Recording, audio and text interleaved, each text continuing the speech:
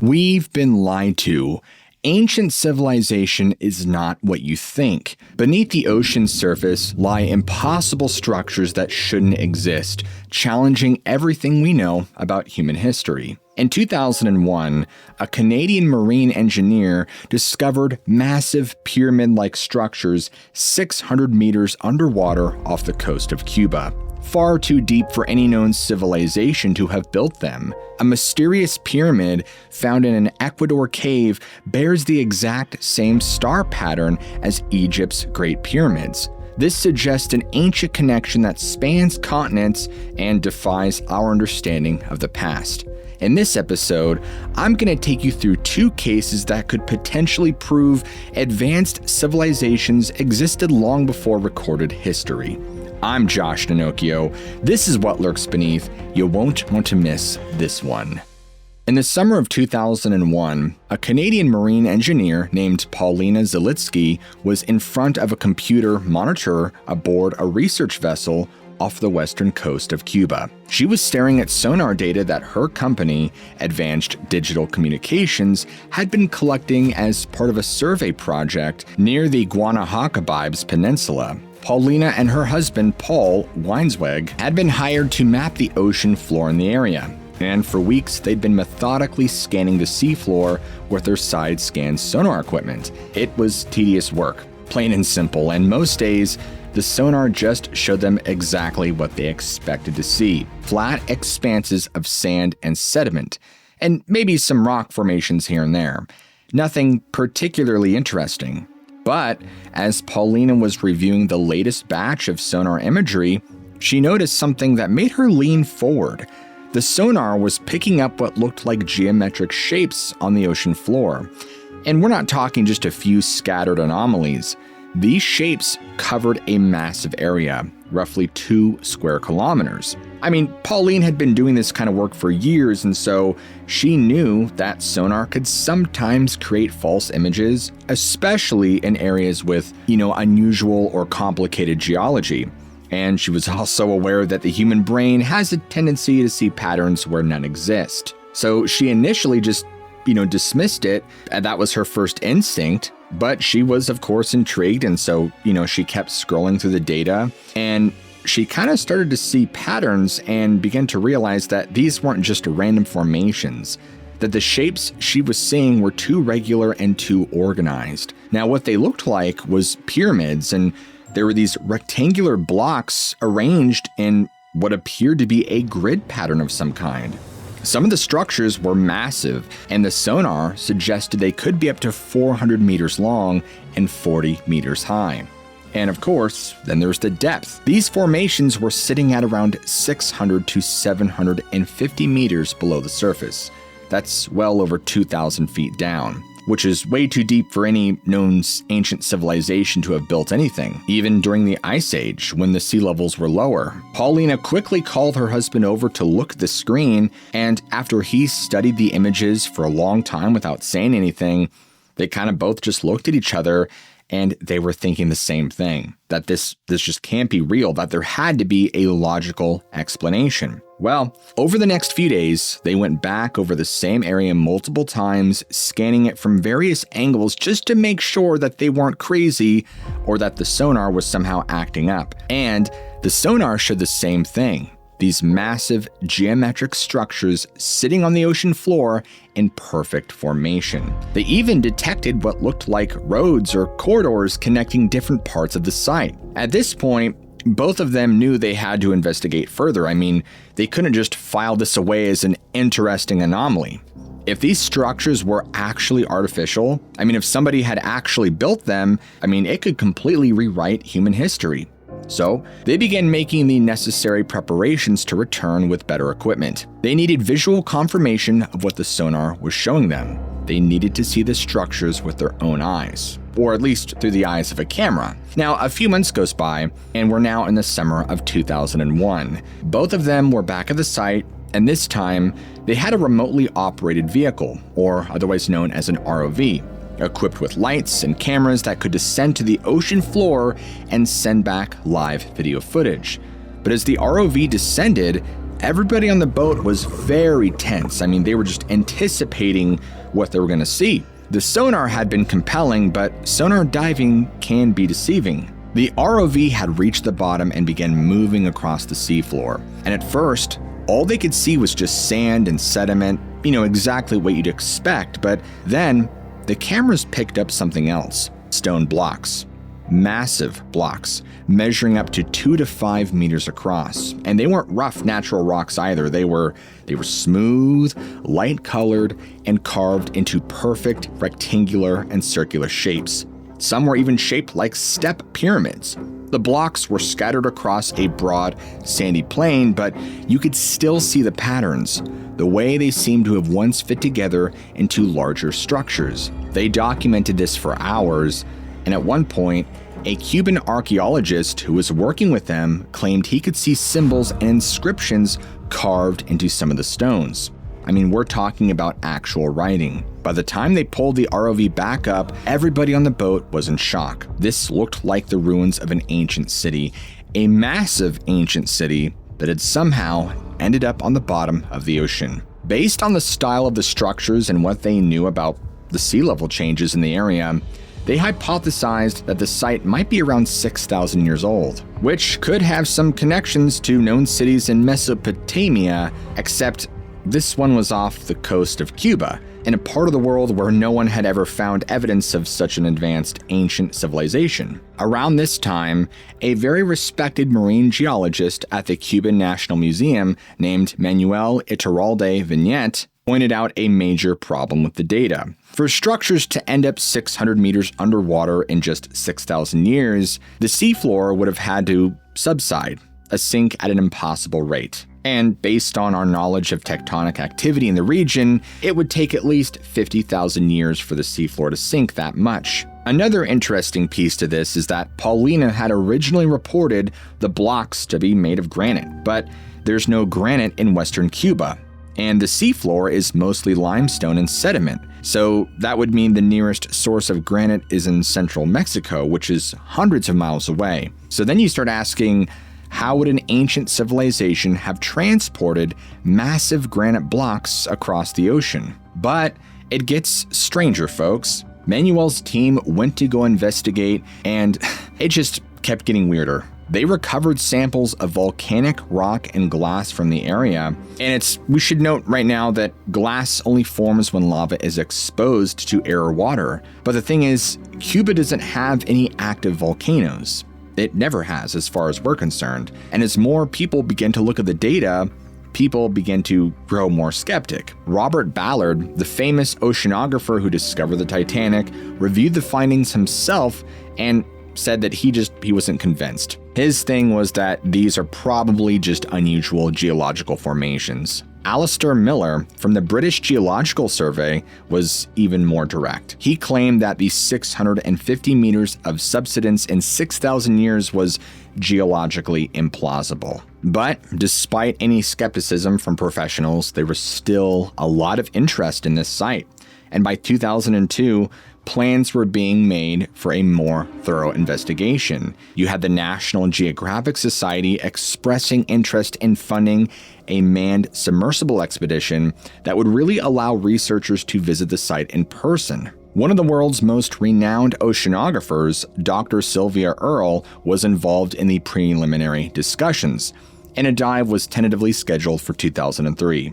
Now this right here would be the definitive expedition, the one that would finally determine whether these structures were natural or artificial. The dive never happened. Imagine that. I mean, there were funding problems and logistical problems and technical challenges, all of which just kept pushing the date back and back and back. And finally, in 2004, Zalitsky's team tried to return to the site on their own, but their submarine equipment failed. They couldn't make it down to the structures. And for some reason, after that failed expedition, no one has been back to properly investigate. No independent scientific team has verified the findings firsthand, and so over 2 decades have now passed since, and there's still really no peer-reviewed publication about it.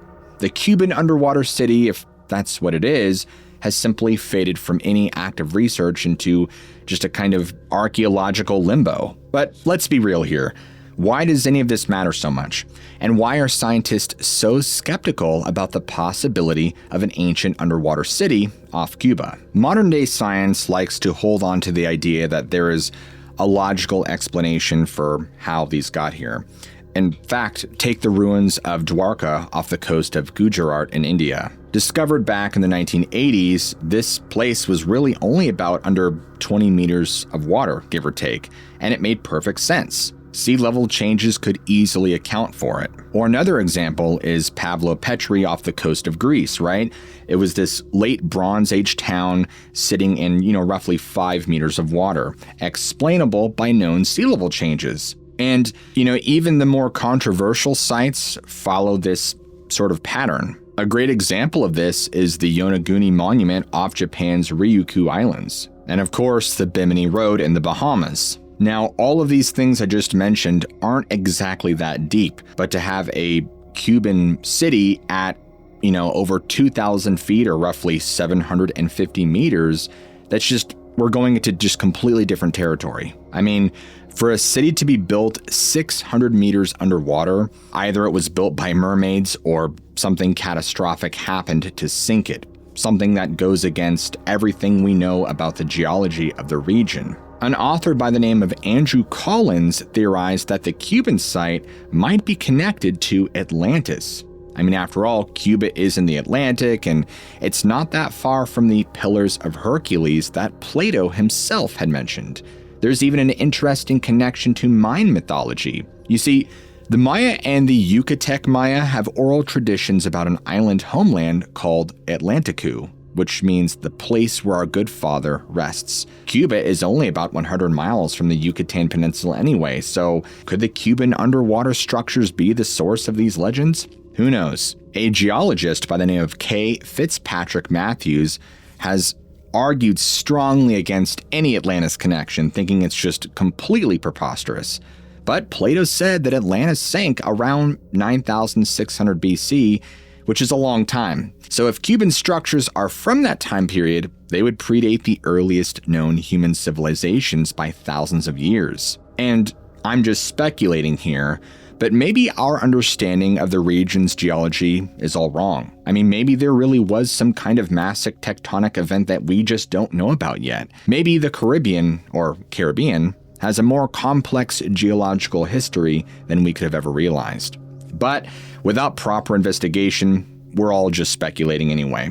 And that's honestly the most frustrating part. Even now, at the time of this video in 2025, the place remains unexplored and its origins remain a mystery.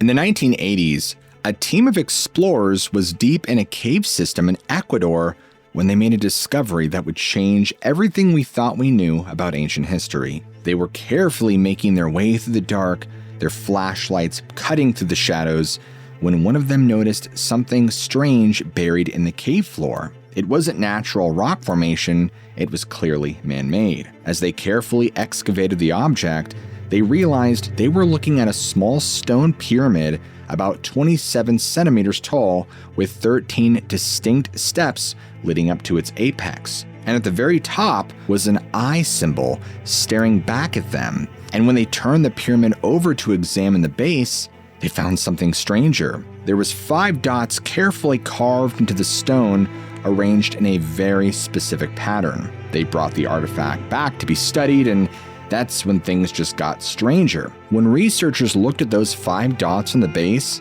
they realized this wasn't just random or by happenstance. They matched the exact pattern of stars in Orion's belt, the constellation, including 2 smaller stars that most people don't even know exist. And when they had the inscription on the pyramid translated, it got to them. It read, "The son of the creator is coming." Finding a pyramid with astronomical alignments in a cave in Ecuador was bizarre enough, but what made this even as crazy as this was is that this exact same star pattern, Orion's belt, shows up in the most famous pyramids on Earth, which are 7,000 miles away in Egypt. And the connection here, separated by oceans and a lot of miles, could potentially be evidence of something that mainstream science and archaeology simply doesn't want to accept. That, folks, human civilization is just far older than we've been told. Now, bear with me here. The Great Pyramids of Giza are officially dated to around 2500 BC. Every textbook, documentary, every tour guide will tell you the same story, right? That the Great Pyramid was built by the pharaoh Khufu as his tomb, constructed by armies of Egyptian workers, hauling massive stone blocks up the ramp, yada, yada, yada. You guys probably know the story. If not, Google it. It's simply presented as historical fact, case closed. But guys, there's a growing body of evidence that suggests the story might be completely wrong. In the 1990s, a researcher named John Anthony West was studying the Great Sphinx, the massive statue with a human head and lion's body that sits near the pyramids. As he was examining the walls of the enclosure around it, he noticed something strange. The rock showed clear signs of erosion, but not the kind of erosion you'd expect to see in the desert, with wind and sand. That the erosion patterns were actually vertical, cutting deep fissures straight down into the rock. So what does that mean? Well, West knew enough about geology to recognize what he was looking at. Folks, this was water erosion. Specifically, it was the kind of erosion caused by heavy, prolonged rainfall. But here's a huge problem, right? Because Egypt has been a desert for at least 5,000 years. So for the Sphinx to show this kind of water erosion, it would have had to have been exposed to centuries of torrential rain. So what the heck does that mean? Now, I'm not an expert on Egypt's ancient geology or anything like that, but the last time, supposedly, it had that kind of climate was well over 7,000 years ago. West was just as puzzled by this, so he brought in a geologist from Boston University named Robert Schnock to take a look, and he confirmed it. The erosion patterns on the Sphinx were definitely caused by precipitation, not wind and sand. This means that the Sphinx is possibly older than 7,000 years, which means that by the time the pharaohs come around and all of that, it was already ancient. But the Sphinx wasn't the only problem with the official timeline. When researchers began looking more closely at the Great Pyramid, they found something equally troubling. Embedded in the masonry, several meters up from the base, were seashells. Not fossil shells from when the limestone was formed all this time ago, but relatively recent shells that had been deposited by ocean water. Now, how the heck does that happen? For those shells to have been where they are, sea levels would have had to be dramatically higher than they are today, high enough that ocean waves were crashing against the pyramid several meters up its sides. Well, according to geologists, the last time the sea level was that high was around 10,000 years ago, at the end of the last ice age when glaciers were melting and flooding the world's coastlines. And when you go inside the Great Pyramid, into the king's chamber where Khufu's mummy was supposedly laid to rest, you don't find anything. Inscriptions, there's no decorations, everything is just bare. This is bizarre because every other royal Egyptian tomb is covered in religious text meant to guide the pharaoh into the afterlife. So what gives? The ancient Egyptians were obsessed with decorating the place, but the Great Pyramid, which is supposedly the greatest tomb ever built, doesn't have anything. It's as if it was built for a completely different purpose. The only evidence even linking this pyramid to Khufu at all is a single cartouche, which is a royal name seal found in a small chamber above the king's chamber. But wait, the plot continues to thicken. This cartouche was discovered in 1837 by a British colonel named Howard Vyse, who was under enormous pressure to make a major discovery, and some researchers, including the famous Zecharia Sitchin, have alleged that he, kind of faked it, painting it himself just so he could secure his place in history and, meet his discovery quota. Now, whether it's fake or not, it's literally the only thing in the entire pyramid with Khufu's name on it. No statues of Khufu have ever been found in or near the pyramid, and no contemporary records describe its construction. Now, I don't know about you guys, but doesn't that just come off as odd? For the largest building project in human history, supposedly employing hundreds of thousands of workers over decades, there's just virtually no evidence it even happened. Isn't that weird? But if the pyramids weren't built by the pharaohs 4,500 years ago, then who the heck built them? And when? Well, we should first go back because there's an ancient Egyptian document called the Turin King List, and that records all the rulers of Egypt going back to the very beginning. And many modern historians are comfortable with the part of the list that starts around 3000 BC with the first human pharaohs. They completely ignore the first part. According to the Egyptians' own records, before the human pharaohs, Egypt was ruled by gods and demigods for well over 30,000 years. The list then describes an era of 10 god kings, beginning in 36,620 BC. These weren't considered mythological figures, by the way. The way it was written and recorded, they were referring to physical, actual rulers with specific reign lengths. The Egyptians themselves believed their civilization was founded by these divine beings, who they called the Shemsu-Hor, or followers of Horus. Now, just on that information alone, there's so much I can get into with you guys about my personal beliefs and how this corresponds to everything else, but for the sake of length and context, I'm just going to stick to where we're going. Now, there's another ancient source that might tell us what happened to this lost civilization.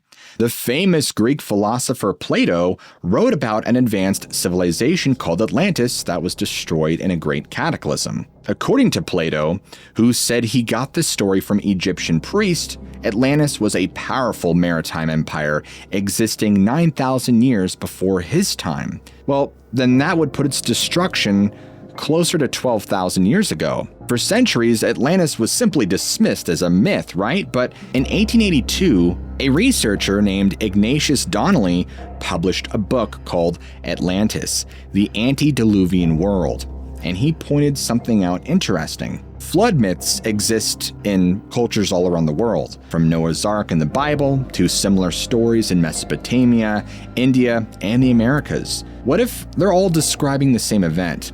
What if there really was a global catastrophe that wiped out an advanced civilization? I mean, in recent decades, this idea has gained more credibility thanks to geological evidence.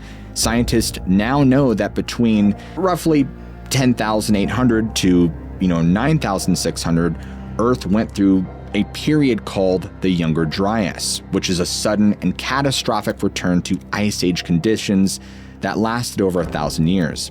The cause, of course, is still debated, but they believe that it was triggered by a comet that somehow destabilized the climate and caused massive flooding as ice sheets melted. Which, to make matters even stranger, this isn't just like somebody pulled it out of their butt, and gave us this time. Interestingly, Plato also said Atlantis was destroyed around the same time. And this is all exactly when those shells, the seashells, suggest the Great Pyramid was being battered by ocean waves. So, of course, this is all just wild speculation anyway, because none of us really know, but it is fun to talk about. Now, I've been talking your ear off for quite a while now, but the most stunning piece of evidence for a lost ancient civilization actually doesn't come from Egypt. It actually comes from Turkey, at a site you might know called Göbekli Tepe. Discovered back in the 90s, this place consists of massive stone circles, there's intricately carved pillars. It's clearly the work of a very sophisticated culture with advanced knowledge of engineering and astronomy. And here's the mind-blowing part. This has been dated back to around 12,000 years ago, which is 7,000 years before the supposed invention of agriculture, 8,000 years before the wheel, and 9,000 before the first cities. Now, according to mainstream history, the people who built this should have been primitive hunter-gatherers living in caves, Yet they somehow organized the labor and possessed advanced knowledge to build complex megalithic sites. Somebody called Timothy Alberino. I'm getting into his territory here. Now, it doesn't end here because all around the world, there are pyramid structures that challenge our conventional timeline. Like in Bosnia, there are supposedly hills that are actually like 25,000-year-old pyramids. And in Indonesia, the site of the Gunung Padang, I hope I'm saying that right, might conceal a pyramid dating back 20,000 years. Near Japan, there are underwater structures off Yonaguni Island which show what appeared to be carved terraces and pyramids that would have been above water over 10,000 years ago. And pyramids themselves, they exist in Egypt, Sudan, Mesopotamia, India, there's Southeast Asia, China, Mexico, Peru, and even North America. Now, of course, conventional explanations are that these are all just cultures independently deciding to build pyramids, but what if they're copying something much older? What if they're all trying to recreate monuments built by a lost civilization? Another very fascinating aspect of all of this is the Great Pyramid being aligned to true north with an accuracy of just I think it's 0.05 degrees, which is more precise than we can achieve today without GPS. And it's located almost exactly 30 degrees north latitude. Without throwing too much technical jargon at you, all of this means that there was advanced mathematical relationships going on. Jumping ahead to 1989, a Belgian engineer named Robert Bauval noticed something while looking at the pyramids from above. The three main pyramids of Giza, the smallest is offset to the side, and he realized this offset exactly matches the arrangement of the three stars in Orion's belt. So, we're going to go all the way back to the pyramid found in Ecuador. You probably thought we forgot all about that, didn't you? So here was the same star pattern encoded in massive monuments on the other side of the world. And this, of course, led him down a rabbit hole, right? Working with researcher Adrian Gilbert, he found that the entire Giza complex might be a map of the heavens. The Nile River corresponds to the Milky Way. The pyramids mark Orion's belt, and the shafts inside the Great Pyramid, which Egyptologists claimed were just ventilation, actually point directly at specific stars. And we're just going to keep getting stranger, because due to a phenomenon called precession, the stars slowly shift position in the sky over thousands of years. Bauval calculated when the pyramids would have perfectly matched Orion's belt. Folks, the answer is 10,450 BC. At that exact time, something else significant was happening in the sky. The constellation Leo was rising due east at dawn on the spring equinox. And what guardian statue faces due east to Giza? The Sphinx, with its lion's body. Everything points to the same date, around 10,000 BC, or 10,500 BC. The water erosion, the shells, the astronomical alignments, the destruction of Atlantis, the Younger Dryas catastrophe, it just all converges on this one moment in time. So again, we're all just speculating, but if all of this was true, then what were the pyramids for? Well, in 1998, engineer Christopher Dunn published a book called The Giza Power Plant with a radical theory. The book title kind of gave it away, but he pointed out that the Great Pyramid contains features that make no sense for a tomb, but perfect sense for a machine. The precision-cut granite boxes, the acoustic properties of the chambers, the chemical residues found on the walls. Folks, when you stand in the king's chamber and hum or chant a certain frequency, the entire chamber resonates. The granite actually vibrates. Dunn proposed that the pyramid was designed to harness and focus Earth's natural vibration, get this, into usable energy. It was his claim that this, folks, was an ancient power plant of some kind. I get it, I know it sounds like pure science fiction. Consider this. In the 1880s, archaeologist Flinders Petrie found evidence that the ancient Egyptians had drilled through solid granite with tools that cut faster than modern diamond-tipped drills. The precision of the cuts suggests they had access to advanced technology that we simply can't replicate today. And then in the 1960s, you had author Eric von Daniken, I hope I'm saying that, popularizing the idea that the pyramids were built with extraterrestrial help, pointing to ancient texts describing gods coming from the sky and teaching humans advanced knowledge. There's even Egyptian texts that talk about the god Thoth giving humans writing, mathematics, engineering, and there's similar stories existing worldwide, right? You had the Sumerians and the Anunnaki, the Indians had the Vaimanas. Look, we could go on and on and on, but all I'm trying to say is that we're coming to a point where we might just need to accept that human civilization might be far older than we ever thought possible. That there might have been advanced cultures that were wiped out by catastrophe, leaving only their monuments as proof they ever existed. Now, supposedly, there are people that claim the Egyptian government is well aware of what's underneath the pyramids and all of that, and they strictly forbid people going down there and investigating for fear that they would damage the monument, but they're really just trying to keep the secrets from getting out. But of course, we don't know. But if that was the case, And we could discover these, well, it would clearly rewrite human history. Since you've made it this far in the video, you're clearly very interested in this topic, so with that said, I'm going to keep going. In 2017, scientists used cosmic ray imaging to scan the Great Pyramid and discovered a massive void inside that no one knew existed. It's at least 30 meters long and located above the Grand Gallery. And after 4,500 years, we're still finding hidden chambers in these monuments. So what else might be concealed? Just look at medieval Arabic sources. In the 15th century, a historian wrote that the pyramids were built before the Great Flood by a king named Sarad ibn Salhuk. He was warned in a dream that a catastrophe was coming, and he identified with the biblical Enoch, or the Islamic prophet Idris, figures who were taken up to heaven and given divine knowledge. Folks, these aren't just primitive myths. They're cultural memories of real events, distorted by time but preserving essential truths. I'm not going to go rounds and rounds, but you get the idea. It's the same story told again and again and again around the world, all pointing to one conclusion. The evidence continues to mount. Researcher Joseph Davidovitz, who had analyzed the pyramid blocks, found evidence they might be cast geopolymer concrete, not carved stone. And if true, this would explain how ancient builders moved 70-ton blocks. They didn't.